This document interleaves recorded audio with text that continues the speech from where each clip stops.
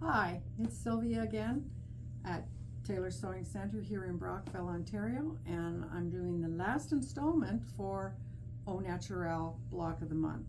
So this is month 8, and month 8 is where you bring all your blocks together. And to do that, you have to cut some sashing pieces, some cornerstones, and your borders.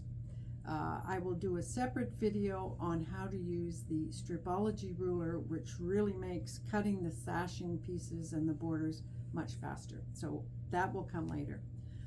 Essentially, you're going to start in the top left corner of the quilt with your first corner setting triangle, which you will cut.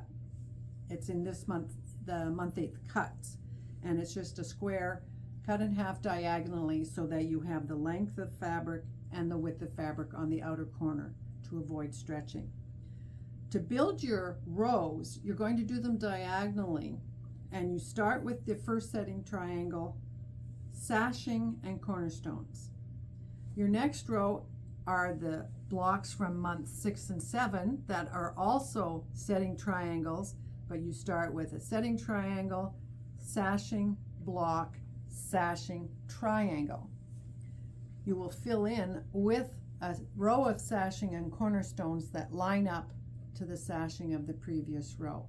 And you continue to build till your center row, which is pretty much down here. I build that row and set it aside, do my top left of the quilt, the bottom right of the quilt, and then I only have 2 long seams to do. If I were to do it from corner to corner while you're putting on this last one, you will have all the rest of your quilt.